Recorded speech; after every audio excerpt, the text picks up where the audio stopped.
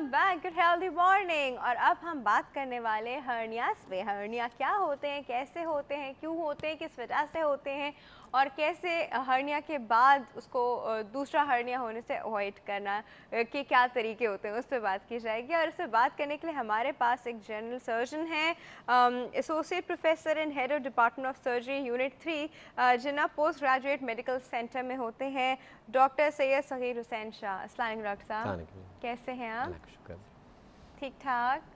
अच्छा डॉक्टर साहब, इससे पहले कि हम हर्निया जैसी चीज़ पे बात करें, एक नॉर्मल लाइफ का हर्निया कह सकते हैं उसको जी, वो लाइफ का हर्निया ही होता है, उस पर बात करते हैं। डॉक्टर साहब, हमारे पोल का सवाल है जी कि क्या कभी कभी हम अपने हाथों से ही अपना बुरा करते हैं, जहाँ जब हम अपना बुरा चाह रहे होते हैं तो ही बुरा होता है?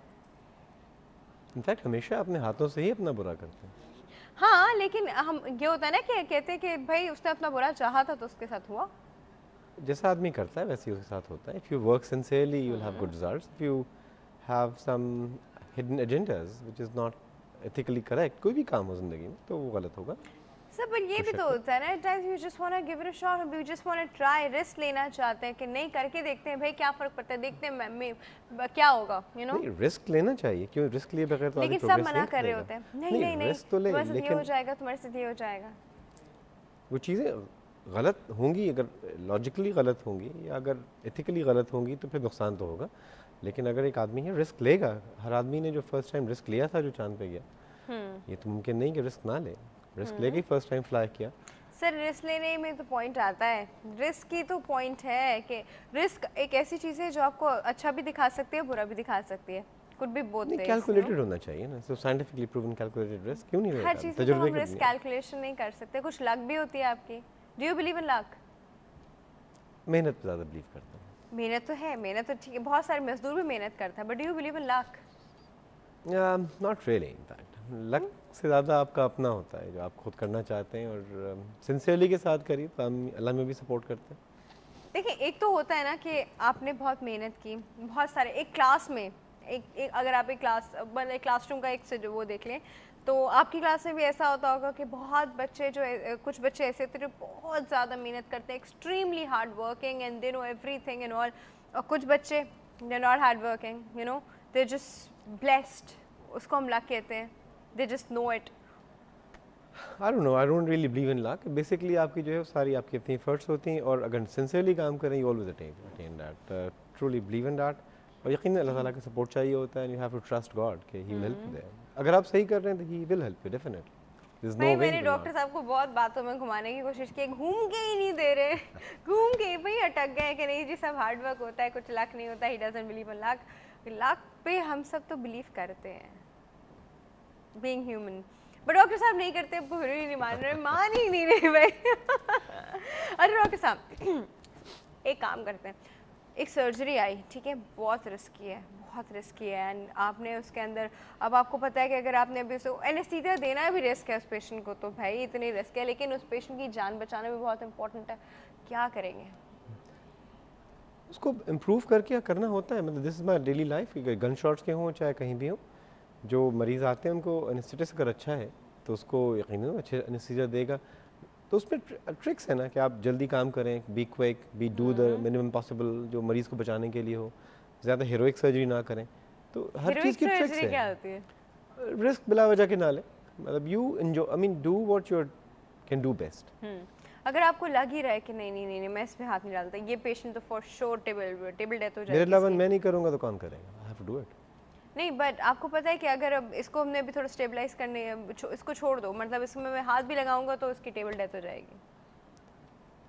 अगर कोई ऐसा है जो यंग आदमी है जो गन शॉट के साथ डू यू आया है, ट्राई योर लक देन कि नहीं नहीं, करता आई हूँ, हैव टू ट्राई करूँगा, माय मैं कुछ बेस्ट। भी करूँगा? नहीं, he deserve the best shot. मतलब अगर एक गन शॉट का मरीज आया है जिसकी कोई मेन वेसल उड़ गई है, मतलब अयोटा वगैरह जो भी, उसको आप चांस तो देना, ट्राई तो करिए ना, क्यों नहीं बचेगा वो? अगर बचना मतलब क्यों नहीं बचेगा अगर आप पूरी कोशिश करें? कोशिश तो होनी चाहिए, कोशिश तो होनी चाहिए ना। कोशिश तो होनी जिंदगी मौत चाहिए। अल्लाह के हाथ में, कोशिश तो करनी चाहिए ना। कोशिश अच्छा, भी ना करें तो कितने फिर क्या कितने फायदा? सक्सेसफुल होते हैं आप यूजुअली इस तरह की कोशिशों में? इट ऑल डिपेंड्स, तो ये जेपीएमसी में तो बहुत आता है। जेपीएमसी में भी आते हैं, प्राइवेट प्रैक्टिस में भी बहुत आते हैं, लेकिन वो आप मरीज़ को पहले बताते हैं, मरीज़ के अटेंडेंट को काउंसलिंग करना पड़ता है कि you have to tell them कि इसके नहीं करेंगे तो क्या होगा, करेंगे तो क्या होगा, करने में ये कॉम्प्लिकेशंस हो सकती हैं, और या वो ये चांसेस हैं। पेशेंट बच जाता है, मतलब कितने % पेशेंट बच जाते हैं? ये कोई स्टैटिस्टिकली आप नहीं कह सकते कौन सा, लेकिन आपके आपके एक्सपीरियंस के अकॉर्डिंग? नहीं, यकीनन मरते भी हैं, ये तो नहीं हो सकता कि कोई मरीज़ मरता ना हो, लेकिन ट्राई ज़रूर करना चाहिए। अगर एक यंग आदमी है जिसको इंजरीज है, यही तो उसकी लक आती है, अगर उसकी लक अच्छी होगी तो वो बच जाएगा। 2 सिमिलर केसेस होते हैं, 2 सिमिलर केसेस, ऐसा बहुत बार डॉक्टर साहब ने भी देखा होगा, डिफिकल्ट टू कुछ आर्ग्यू विद बच यू, गया कोई नहीं बचा। लेकिन भाई डॉक्टर साहब तो लक वैसे एक पे लक मैं बिलीव आपको ही बता नहीं सकता हूँ, करते एक नहीं। मैं बता सकता हूँ, जब हम शुरू में काम कर रहे थे, एक पेशेंट आया था जिसको बहुत सारी गन शॉट्स थे, बुलेट्स थी, और वो खासा मोटा आदमी था और अच्छी बड़ी फैमिली का आदमी था, उसको कुछ भी नहीं हुआ था अंदर।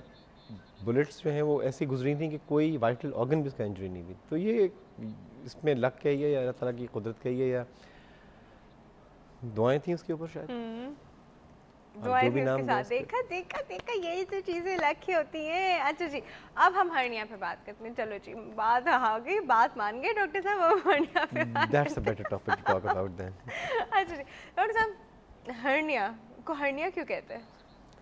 हर्निया बेसिकली एक हम जब हम माँ के पेट में होते हैं, जब बन रहे होता है हमारे मुख्तलिफ अज़ा, तो एक जगह से दूसरी जगह जाते हैं, कुछ चीज़ें मूव करती हैं, तो उनके साथ कुदरती सुराख होते हैं जिसमें से वो पास होती हैं, बाद में वो बंद हो जाते हैं सुराख। सही, तो कभी ये होता है कि वो खुले रहें या खुले रह खुल गए जाएं, या वीक बंद हुए। वीक हो, बंद हो, जी एग्जैक्टली, या किसी वजह से प्रेशर बढ़ा कि उसमें हो गया। तो हर्निया बेसिकली कहने को तो ये हो सकता है जो पेट के बाहर हिस्सों में होता है या पीछे होता है, एक वो होता है जो अंदरूनी हर्निया होता है जो जो नज़र नहीं आता आपको। अच्छा, तीसरा जो है वो ऑपरेशन वगैरह के बाद दोबारा अगर हर्निया हो जाए उसको भी हम इंसेस्ट्रल हर्निया कहते हैं। तो ये मोटी मोटी तीन टाइप्स हैं हर्निया की। ओके। अच्छा डॉक्टर साहब, एक हमारे पास पैकेज है हर्निया पे ना, पहले हम चल के वो पैकेज देखते हैं, फिर हर्निया के ऊपर फर्दर डिस्कशन करते हैं। चल के देखते हैं पैकेज। हर्निया आमतौर पर एक मोटी झिल्ली को कहते हैं जिसकी कई इकसाम पाई जाती हैं, जैसे कि फेमोरल, हाइटल, इंसेशनल, इंग्वाइनल और अम्बलाइकल हर्निया।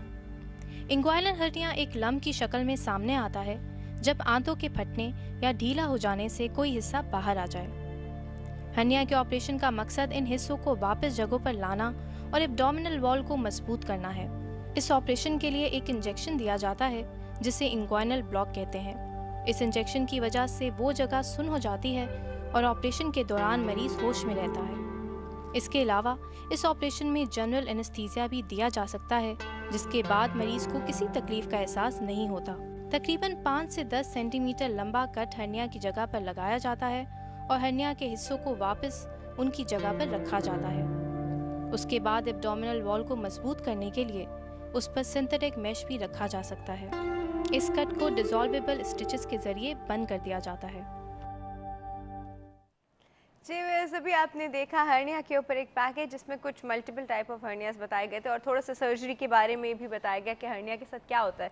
अच्छा डॉक्टर साहब ने बताया कि जब बच्चा डेवलपमेंटल स्टेजेस में होता है तो कुछ आउटलेट्स उसके ऐसे होते हैं, कुछ होल्स उसके ऐसे होते हैं जिससे चीज़ें पास हो रही होती हैं उस वक्त जो फॉर्मेशन स्टेजेस में चाहिए, जो कि डेवलपमेंट के बाद ऑटोमेटिकली बंद हो जाती हैं।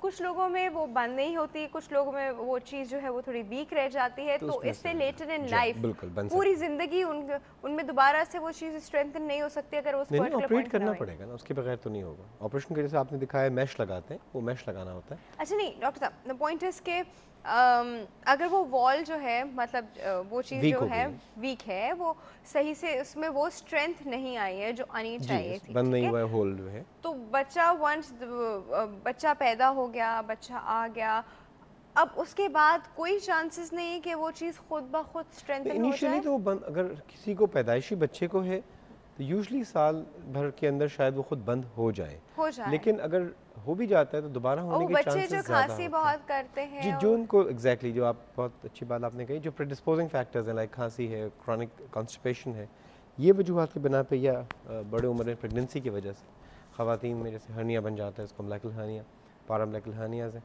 तो ये सब जो कंजेनिटल हर्नियाज़ भी होते हैं जो पैदाइशी कमज़ोरी की वजह से बने होते हैं, वो भी अक्सर ऐसा होता है कि टीन एज में जाके ज़ाहिर होते हैं, जब बच्चा अपनी एक्सरसाइज करना या कुछ वक्त वेट उठाना या कुछ एग्जर्शन वाले काम शुरू करता है तो ज़ाहिर ज़्यादा होते हैं। उससे पहले हो सकता है इतने छोटे होंगे ज़ाहिर ना हुए।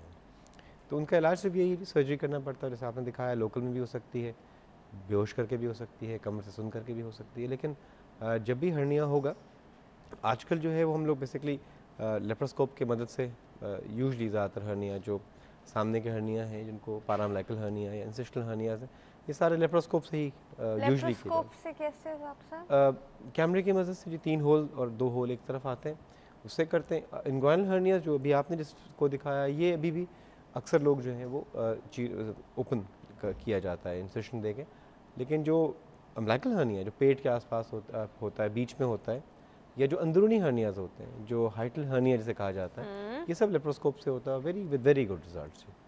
अच्छा, अब डॉक्टर साहब अब हम थोड़ी सी बात करते हैं। अच्छा मुझे सबसे पहले तो एक और टाइप बताएं, आँख में भी कोई हर्निया होता है? शतीर होता है जी। अच्छा, वहाँ आज सच कोई हर्निया नहीं होता? मुझे इल्म नहीं है अगर होता है। ठीक है। अच्छा, ब्रेन में?